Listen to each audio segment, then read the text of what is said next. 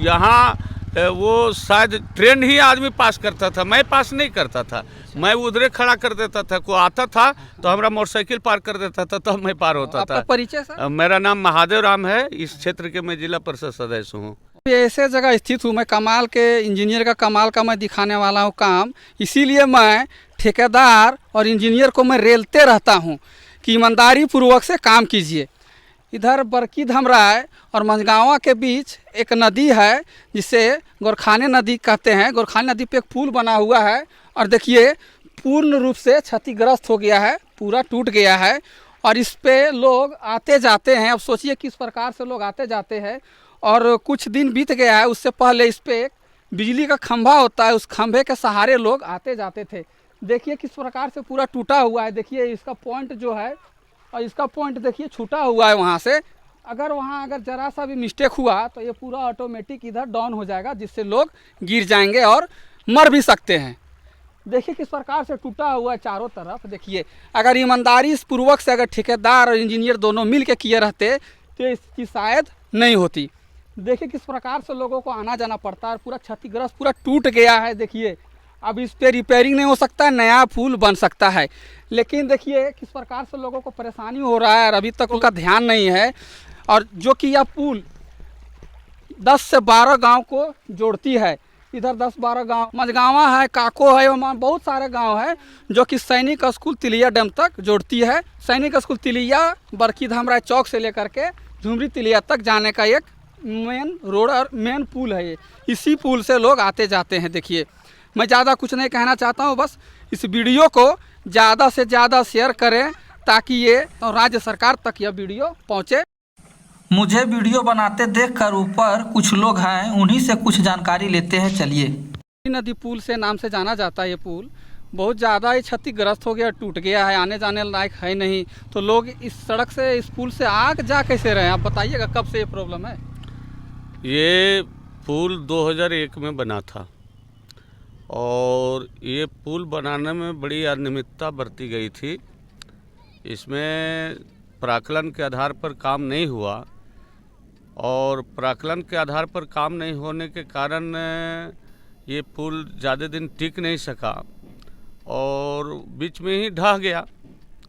इसके बाद मैं डीसी के यहाँ जब भी मैं प्रदर्शन किया, मैं मांग किया कि गोखाने नदी में, गौरी नदी में, गोखाने नदी के हम लोग जानते हैं इसको, गोखाने नदी में, गौरी नदी नहीं बोलते इसको गोखाने नदी हम लोग बोलते हैं। अच्छा।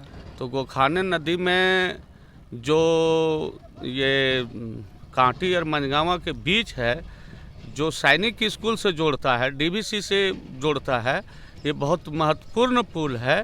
हमने कई बार इस सवाल को उठाया है, तो अभी तक इस पर जो ऐसे बहुत ज़्यादा पहल नहीं हुआ है, लेकिन माननीय विधायक जी शायद राज्य सरकार को लिखे अनुशंसा किए हैं, स्पेशल डिवीज़न डीपीआर बनाया है और डीपीआर सैंक्शन के लिए भेजा गया है।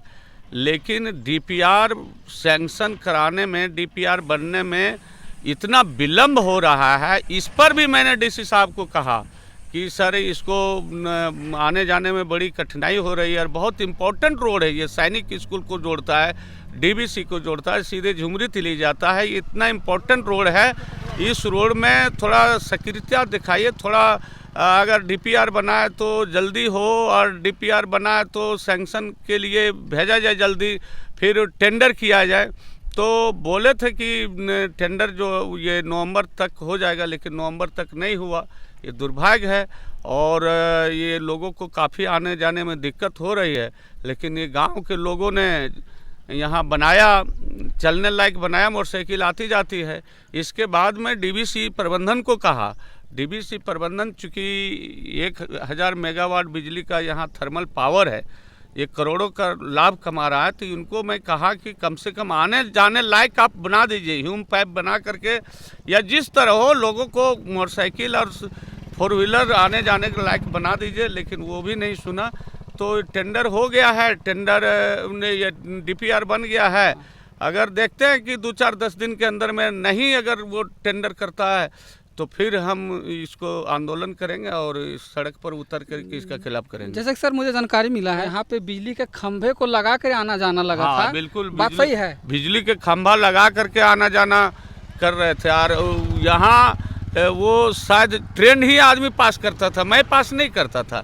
मैं उधरे खड़ा कर देता था, कोई आता था तो हमारा मोटरसाइकिल पार कर देता था, तब मैं पार होता था। आपका परिचय सर? मेरा नाम महादेव राम है, इस क्षेत्र के मैं जिला परिषद सदस्य हूँ। ओ अच्छा अच्छा, जिला परिषद सदस्य हैं। हाँ, तो और बहुत दिक्कत थी, तो बिजली के खंभा पर फिर गांव के लोगों ने इसको दोनों साइड से ये थे खिजूर के दिया, वो उसको चलने लग बनाया है। गांव के सहयोग से बना, सरकार और जिला प्रशासन के सहयोग से नहीं हुआ है। चलिए देखिए, अभी एक 4 व्हीलर आ रही है इस पुल से, जो कि आने जाने लायक है नहीं, फिर भी लोग बड़ी रिस्क ले करके आना जाना पड़ता है लोगों को। देखिए मतलब समझिए, कहने का मतलब है कि अपने जान को हथेली पर रख करके आने जाने के लिए मजबूर हो चुके हैं। क्या चाचा, मैं सही बोल रहा हूं? सही, एकदम आप सही बोल रहे हैं। और आपको मैं बधाई देता हूं कि आप कम से कम यहाँ आए और इस बहुत महत्वपूर्ण समस्या है, इसको आपने इसको उठाया है और अपना चैनल पर इसको दिखाई।